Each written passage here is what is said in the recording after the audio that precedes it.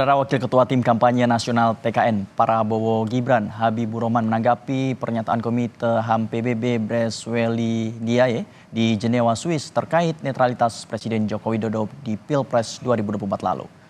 Menurut Habibur Rahman, apa yang disampaikan Bresweli Ndiaye merupakan pertanyaan kritis dan bukanlah pernyataan yang bersifat menghakimi. Dan itu merupakan hal yang wajar dalam demokrasi. Selanjutnya, politisi Partai Gerindra ini juga mengatakan terkait legitimasi pemilu 2024 lalu. Beberapa negara demokrasi seperti Amerika Serikat, Inggris, dan Australia telah mengucapkan selamat karena pemilu telah selesai dilaksanakan. Menurut kami, anggota Komisi HAM PBB tersebut tidak menyampaikan pernyataan yang bersifat judgement. Lebih merupakan pertanyaan yang sifatnya kritis. Ya, untuk ukuran internasional, legitimasi pemilu kita sudah sangat kuat, ya.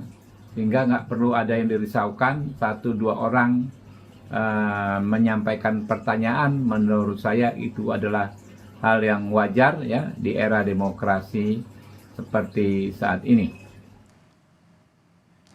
Sementara itu, Wakil Deputi Hukum TPN Ganjar Mahfud Firman Jaya Daily menilai pernyataan anggota Komite HAM PBB menunjukkan kepedulian dunia internasional terhadap Indonesia. Ia juga mengatakan hal itu sekaligus menunjukkan berkurangnya legitimasi pemilihan umum di Indonesia. Terlebih, isu dugaan kecurangan dalam pemilu telah lebih dulu disuarakan di tanah air.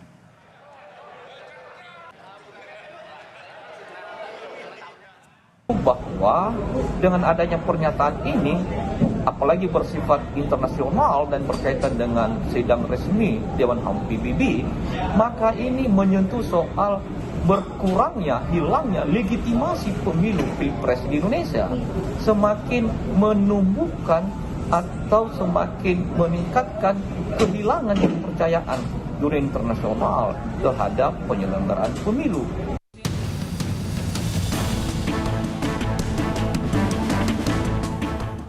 Pelaksanaan pemilu 2024 jadi sorotan di sidang Komite Hak Asasi Manusia PBB di Jenewa, Swiss 12 Maret lalu. Anggota Komite Hak Asasi Manusia PBB dari Senegal, Bresweli Ndiaye, menyinggung netralitas Presiden Joko Widodo pada Pilpres 2024. Brace menanyakan lolosnya Gibran Raka Buming Raka sebagai kandidat calon wakil presiden di saat-saat terakhir. In February 2024, Indonesia held presidential elections.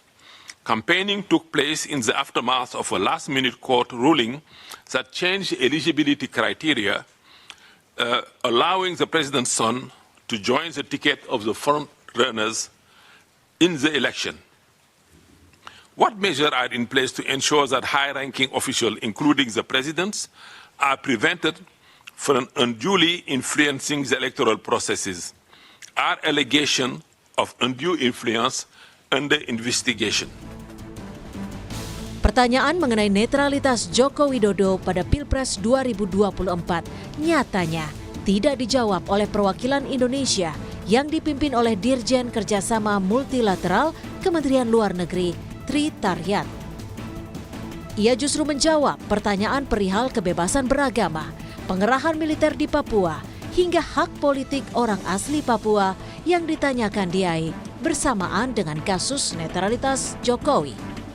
In the interest of time and for the effectiveness of delivering the response, I'm going to cluster those questions accordingly. First, on the issue of Papua, that covers a number of issues on the list of inquiries. May I invite Mr. Afif from the Office of the Secretariat of Vice President to address, and Mr. Agung Sumirat to address issues concerning Papua, to be followed by the issues concerning public information and the law on EIT. Pertanyaan yang disampaikan anggota Komite Hak Asasi Manusia PBB 12 Maret lalu tentu bukan tanpa alasan.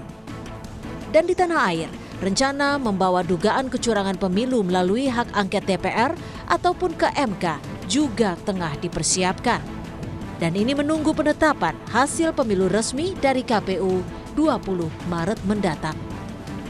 Tim Liputan, Kompas TV.